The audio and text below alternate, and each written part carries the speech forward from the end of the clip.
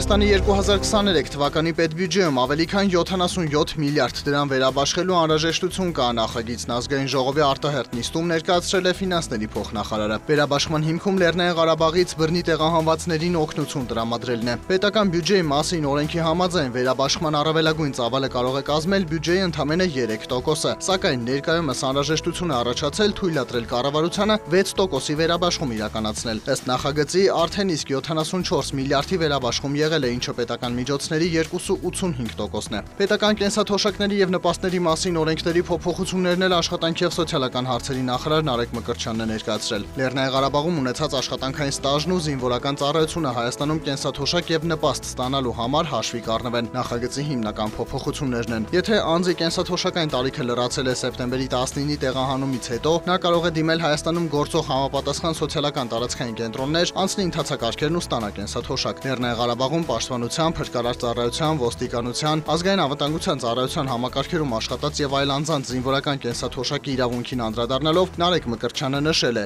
եթե Հայաստանի օրենքով սահմանված պայմանները բավարարեն, զինվորական կենսաթոշակի իրավունք կունենան։ Կհստակեցվեն եւ բարձրացվեն նաեւ երեխայի ծննդյան միանվագ նպաստ եւ խնամքի նպաստի իրավունքի իրացման ընթացակարգերը։ Խորհրդարանի օրակարգում բյուջետային համակարգի մասին օրենքում փոփոխություններն էին գործադիրն առաջարկում է ընդլայնել համայնքի բյուջեի վարչական մասի պահուստային ֆոնդի միջոցները, համայնքի բյուջեի վարչական մասի եկամուտների 5-ից 20%-ի փոխարեն նախատեսելով 5-ից 30%։ Նպատակ ունեն ավելի մեծացնել համայնքային իշխանությունների ինքնուրույն որոշումներ կայացնելու միջոցով համայնքային բյուջեն կառավարելու հնարավորությունները։ Կարծում ենք, որ համայնքներին այս հնարավորությունը պիտի տրվի, որպեսզի նրանք ավելի շատ կարողանան մասնակցել ծրագրերի եւ կատարեն միջոցառումներ կապիտալ ակտիվների ձեռքբերման։ Իրավաբանական անձանց պետական ռեգիստրում բիզնեսների գրանցման ակտիվ գործընթաց է։ Սեփական գործ սկսելու փաստաթղթերի պատրաստման փուլում են թե տեղացիներ, թե մեծ թվով օտարերկրացիներ։ Ըստ գործակալության տվյալների այս տարի մինչև նոյեմբերի 20-ը Հայաստանում գրանցվել է 21514 անհատ ձեռներեց եւ 9355 առևտրային իրավաբանական ընկերություն։ Դրանց մեջ օտարերկրացիների մասնակցությունը կազմում է համապատասխանաբար 4757 եւ 1882։ Նախորդ տարի գրանցվել էր 25914 ԱԶ եւ 6897 առևտրային իրավաբանական ընկերություն, որում օտարերկրացիների ներգրավվածությունը կազմում էր համապատասխանաբար 5621 եւ 3847, իսկ 2021-ին 17388 ԱԶ եւ 6903 առևտրային իրավաբանական ընկերություն էր գրանցվել, օտարերկրացիների մասնակցությունը համապատասխանաբար 536 եւ 1292։ Տվյալները ընդհանուր առմամբ համահունչ չեն Հայաստանի տնտեսական ակտիվության ցուցանիշների հետ։ Այսինքն ինչի մասին է դա ուշում, նախ նոր բացվող բիզնեսների թիվը բավականին բարձր է, դա այս տարվա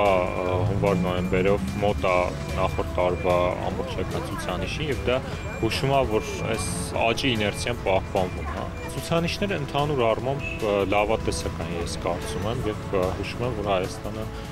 դեռևս պահպանում է իր տնտեսական աճի իմպուլսը։ Պետական եկամուտների կոմիտեից հայտնել են, որ այս տարվա ընթացքում գրանցված բիզնեսները հունվարի 1-ից մինչև նոյեմբերի 20-ը ժամանակահատվածում բյուջե են վճարել 38 միլիարդ 592 միլիոն դրամ հարկ եւ տուրք։ Շիրակի մարզի 33 բնակավայր միավորող Ախուրյան համայնքում մեկնարկում է զարգացման նոր ծրագիր Հայաստանի կառավարության, Միացյալ Նահանգների միջազգային զարգացման գործակալության եւ հասարակական տարբեր կազմակերպությունների գործակցությամբ կյանքի կոչվող Caps-Lock կարողունակ եւ կայուն համայնքահեն զարգացում ծրագրի ժամկետը 3 տարի է։ Ամբողջ ծրագրի ընթացքում լինելու է եւ բնակիչների կարողությունների զարգացման գործընթացներ եւ